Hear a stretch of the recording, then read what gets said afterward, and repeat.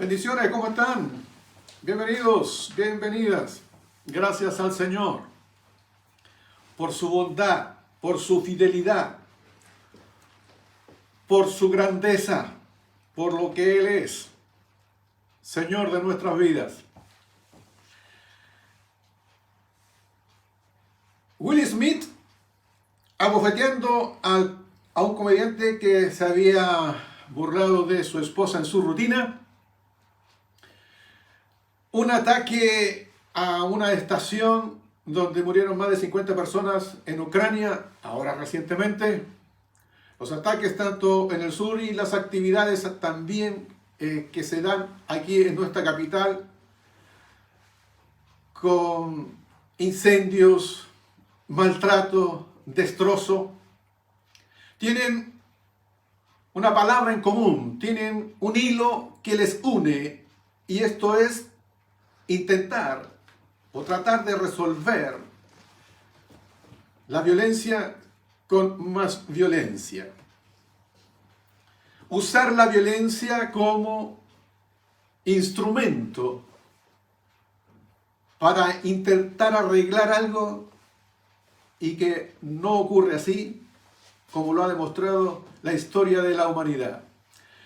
En tiempos de Jesús existían 4 grupos que eran marcadamente distintos, diferentes y que movían la sociedad en el primer siglo. En el entorno de la vida de Jesús, estos 4 grupos están allí.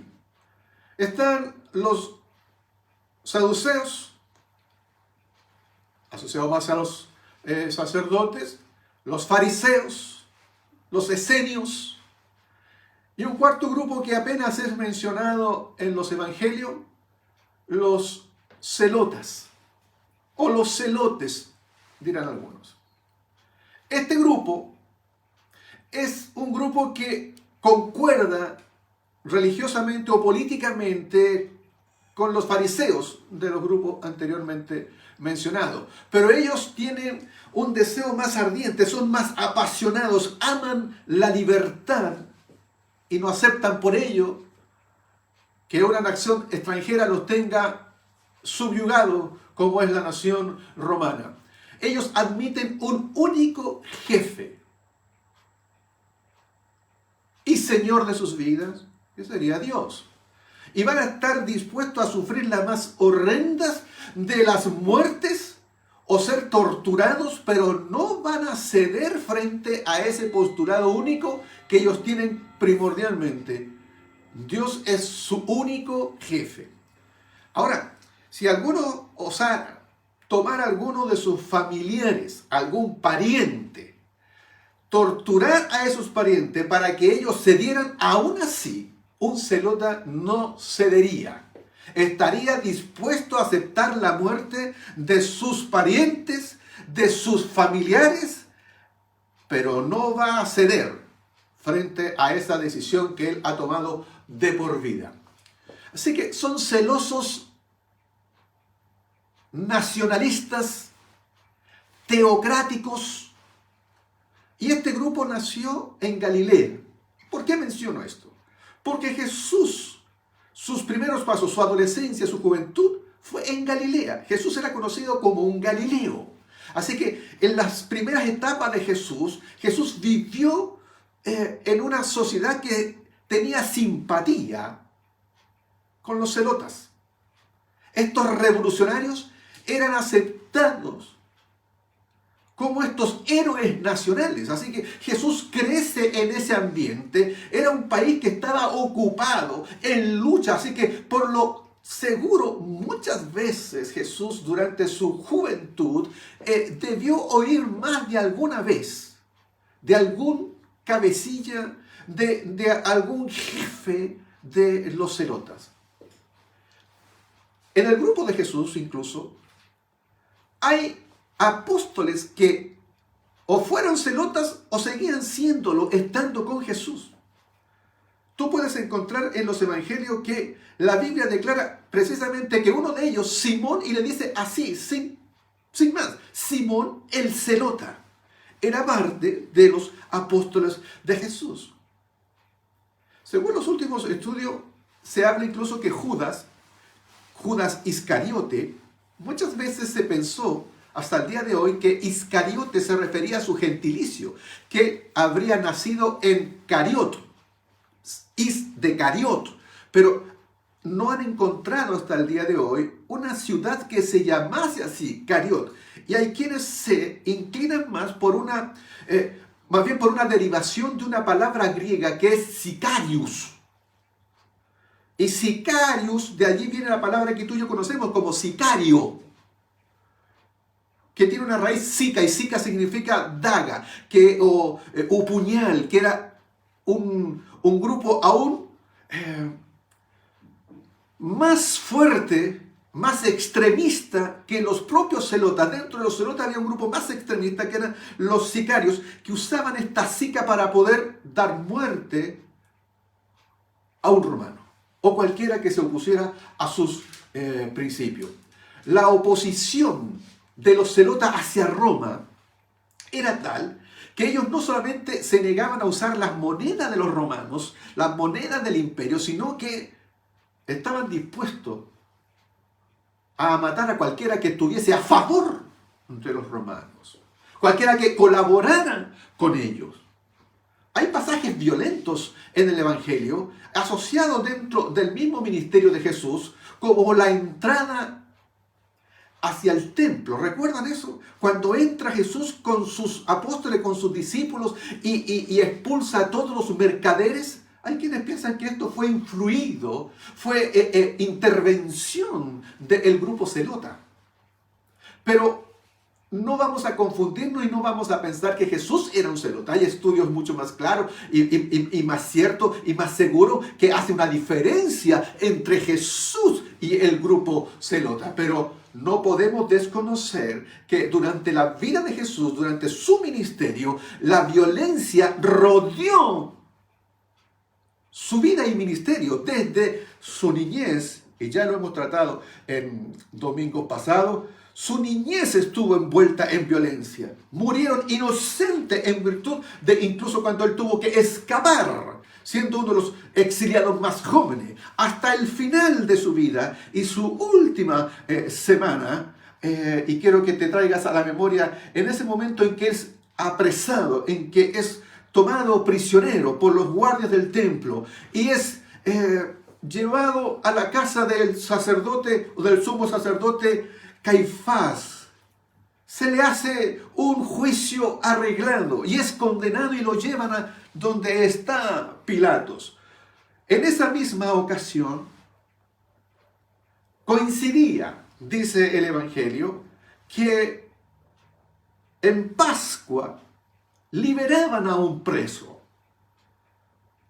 Y entonces hubo un grupo de celotas que se encaminó y coincidió. Dicen algunos investigadores el día de hoy que coincidió precisamente cuando llevaban a Jesús. Y Jesús estaba también allí frente a Pilato. Y hay un grupo de celotas que van tras del ofrecimiento que tendría que hacer el gobernador para liberar un preso en tiempo de Pascua, y los que vienen son seguidores de alguien llamado Barrabás. De tal forma que cuando Pilato intenta zafarse de este problema y recuerda, en virtud de todo este grupo que ha venido a pedir y a exigir la liberación del preso que se acostumbra a hacer en fiesta de Pascua, e intentó usar esa misma ocasión para poder liberar a Jesús. Y aparece entonces en la historia este personaje, Barrabás, que lo más probable es que pertenezca a este grupo de celota y sea no cualquier celota. La Biblia dice pocas cosas de Barrabás, pero lo que dice es suficiente para darnos una idea, para formarnos una idea del carácter, del tipo que era Barrabás.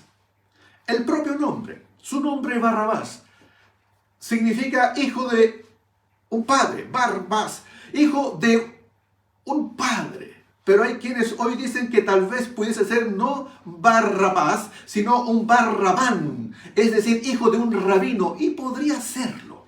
No tenemos la seguridad, pero podría perfectamente ser el hijo de un noble, el hijo de algún rabino, un vástago descarriado de alguna familia noble. Los evangelios dicen que él era un preso famoso.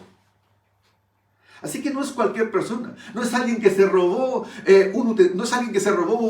una gallina, no es alguien que se robó alguna oveja, no se trata simplemente de un ladronzuelo, no es eso. La Biblia dice en los evangelios que era un preso famoso, que estaba encarcelado con los rebeldes que estaban condenados por haber cometido homicidio en una insurrección que se provocó en Jerusalén.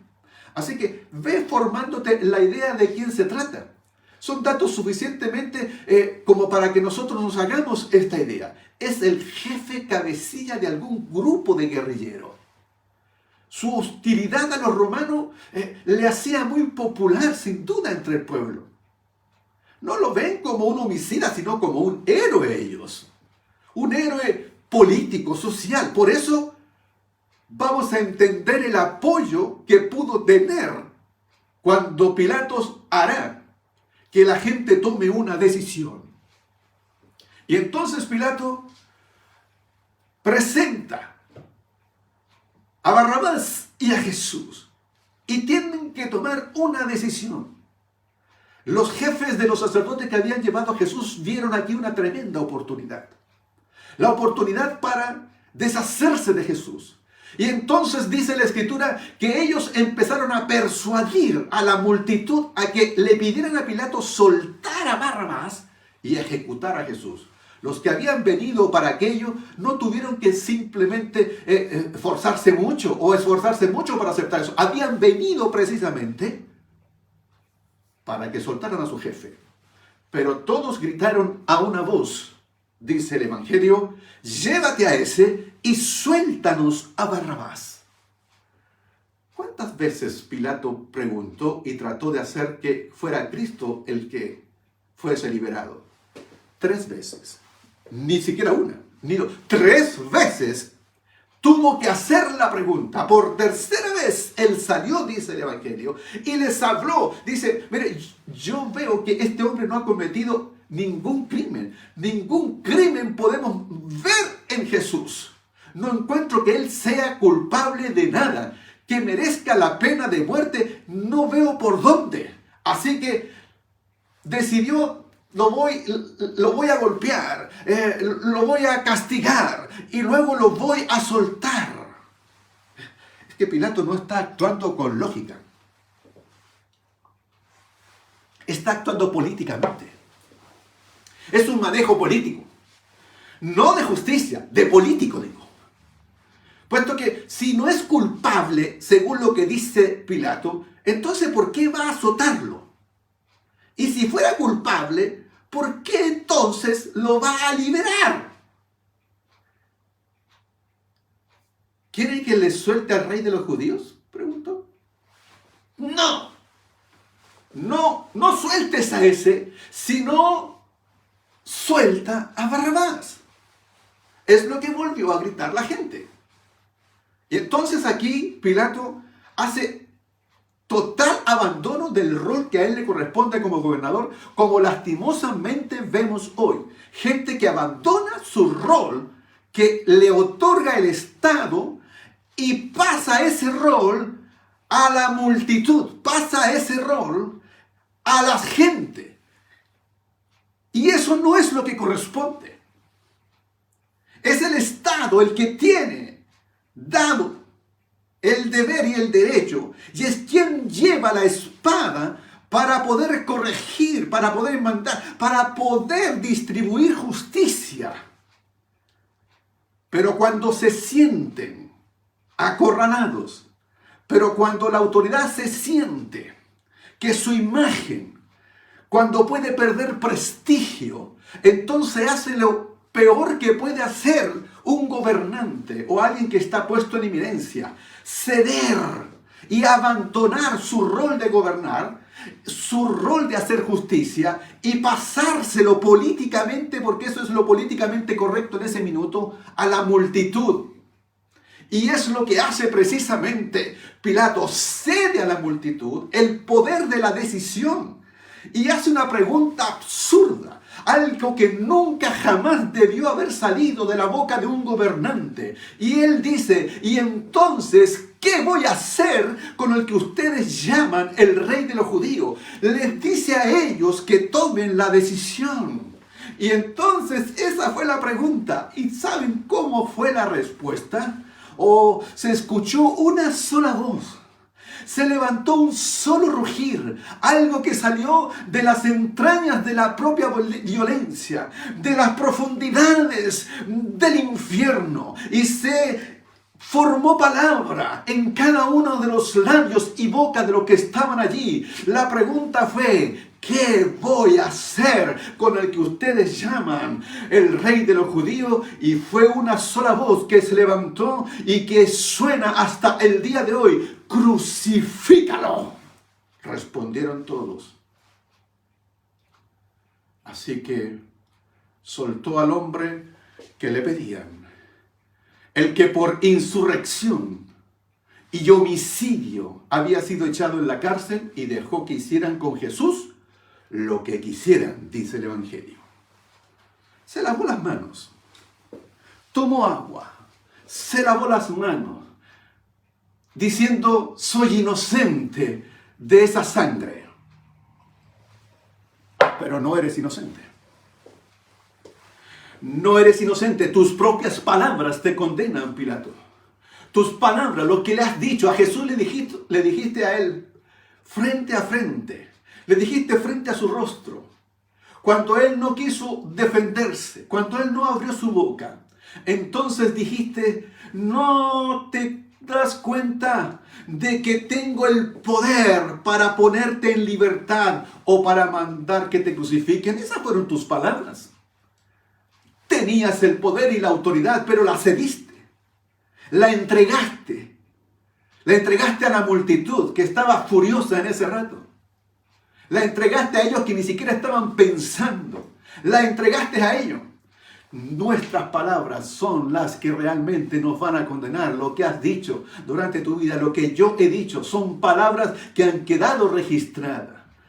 El pueblo hebreo, el pueblo judío, a través de sus sacerdotes, cuando exigieron la muerte de Jesús, dijeron una frase terrible, y creo yo aún más terrible que la propia de Pilatos. Ellos dijeron, respecto de Jesús, respecto de este inocente, dijeron, y está registrado en todas las Biblias del mundo, está registrado en todos los idiomas en que ha sido traducida la Escritura.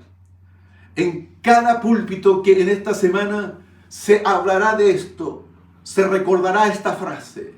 La frase es: que su sangre caiga sobre nosotros y sobre nuestros hijos, contestó todo el pueblo. ¿Se dan cuenta de lo que están diciendo? Que la sangre de ese inocente caiga sobre ellos y además sobre sus hijos. Y lo han venido sufriendo durante toda su historia. La sangre de ese inocente ha hecho que hayan sufrido, no tan solo ellos, sino además sus hijos. Lo declararon sus propias bocas. Una decisión que ellos así la tomaron. ¿Saben? Pensar en algo, desear algo no es suficiente. No lo es.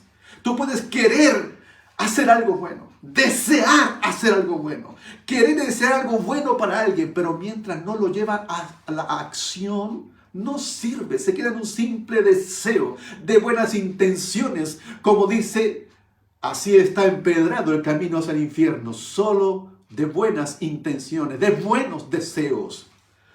Pedro, cuando predicó a la multitud en el día de Pentecostés, recordó este acto de Pilato, y él dijo que Pilato, él había decidido soltarlo. Y aunque tenía esa decisión, ese deseo, no lo hizo, no lo llevó a efecto. Esta es una decisión que tú y yo tomamos a diario, ¿sabes? La elección de la multitud ha sido siempre, lastimosamente, elegir en la historia por la violencia y no por el amor y no por la paz. Es un hecho trágico de la historia de la humanidad. Escogemos muchas veces el camino de la violencia.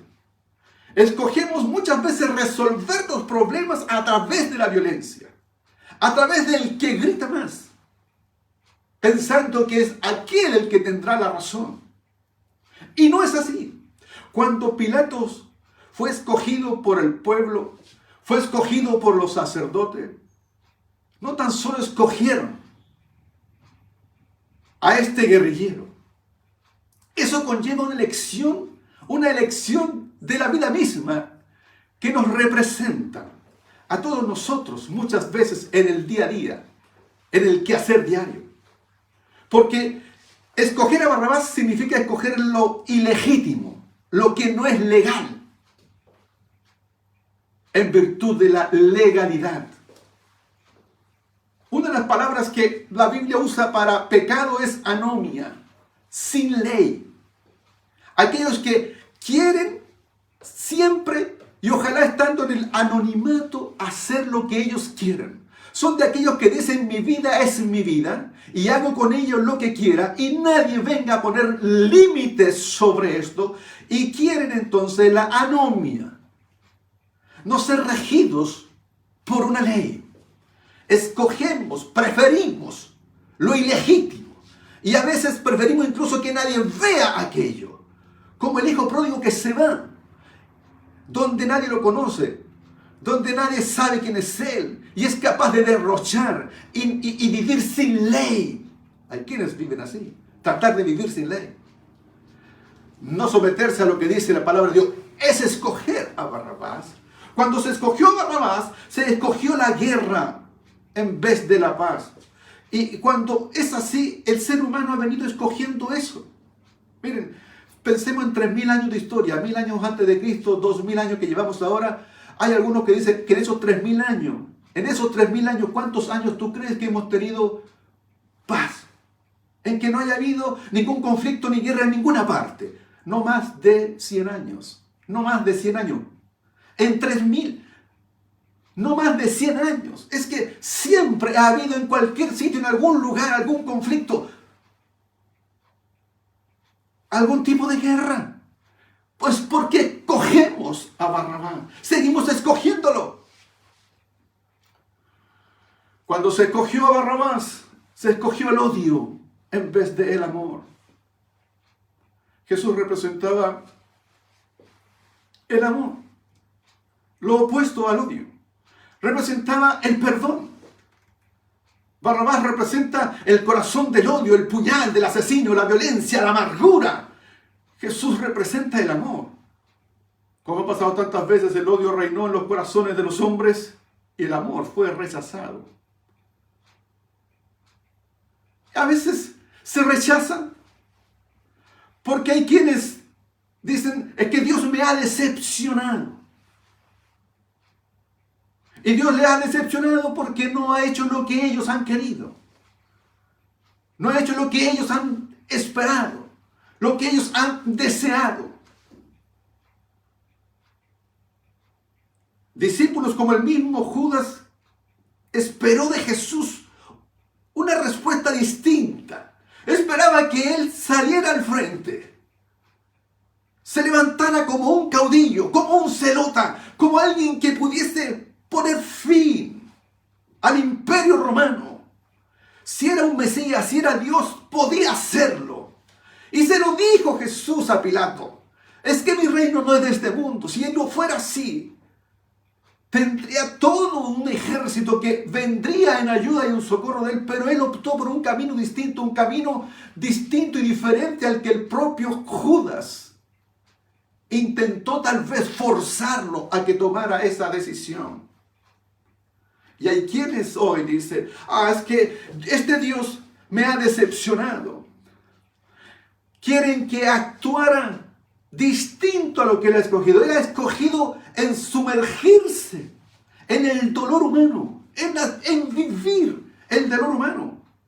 en aquellos que fueron rechazados, aquellos que fueron escogidos, no ellos, sino que fueron otros escogidos en virtud de la injusticia.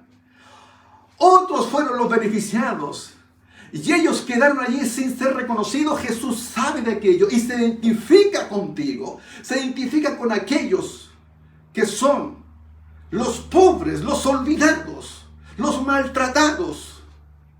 Aquellos que la multitud no deseará, que no son los que tienen éxito según los patrones de nuestra sociedad. Con ellos decidió identificarse tu Señor, mi Señor. Decidió guardar el silencio para escuchar la voz de toda la multitud que decía crucifícalo.